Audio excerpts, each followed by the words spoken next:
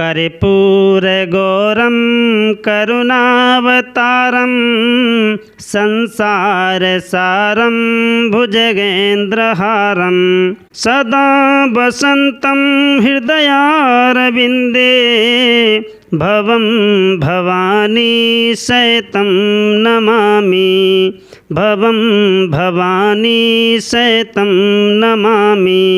उघरहि बिमल बिलोचनहि के मिटहि दोष दुख भव रजनी के सूझहि रामचरित मनि मानिक गुपुत प्रगट जहि जो जेहि खानिक। उसके हृदय में आते ही हृदय के निर्मल नेत्र खुल जाते हैं और संसार रूपी रात्रि के दोष दुख मिट जाते हैं एवं श्री रामचरित्र रूपी मणि और माणिक्य गुप्त और प्रगट जहाँ जो जिस खान में हैं सब दिखाई पड़ने लगते हैं।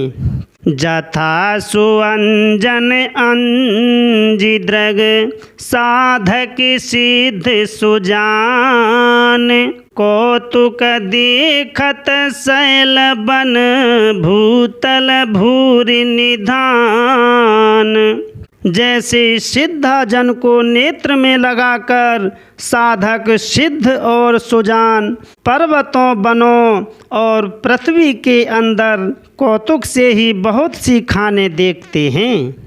गुरुपद रज मृदु मंजुल अंजन नयन अमीय द्रग दोष विभंजन तेहि कर विमल विवेक बिलोचन बरनउ रामचरित भव मोचन।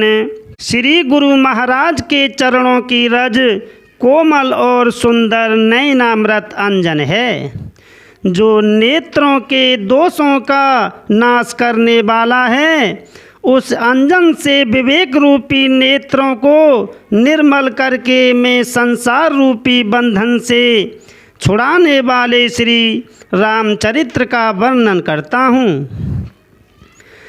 बंदउ प्रथम महीसुर चरना मोह जनित संशय सब हरना सुजन समाज सकल गुण खानी करऊ प्रणाम सप्रेम सुबानी। पहले पृथ्वी के देवता ब्राह्मणों के चरणों की वंदना करता हूँ जो अज्ञान से उत्पन्न सब संदेहों को हरने वाले हैं। फिर सब गुणों की खान संत समाज को प्रेम सहित सुंदर वाणी से प्रणाम करता हूँ। साधु चरित शुभ चरित कपासु निरस विशद गुणमय फल जासु जो सही दुख पर छिद्र दुराबा बंदनीय जेहि जग जस पाबा। संतों का चरित्र कपास के चरित्र जीवन के समान शुभ है जिसका फल नीरस विशद और गुणमय होता है। कपास की डोडी नीरस होती है, संत चरित्र में भी विषयाशक्ति नहीं है, इसके वह भी नीरस हैं। कपास उज्जवल होता है, संत का हृदय भी अज्ञान और पाप रूपी अंधकार से रहित होता है, इसलिए वह विशद हैं और कपास में गुण तंतु होते हैं। इसी प्रकार संत का चरित्र भी सद्गुणों का भंडार होता है, इसलिए वह गुणमय है।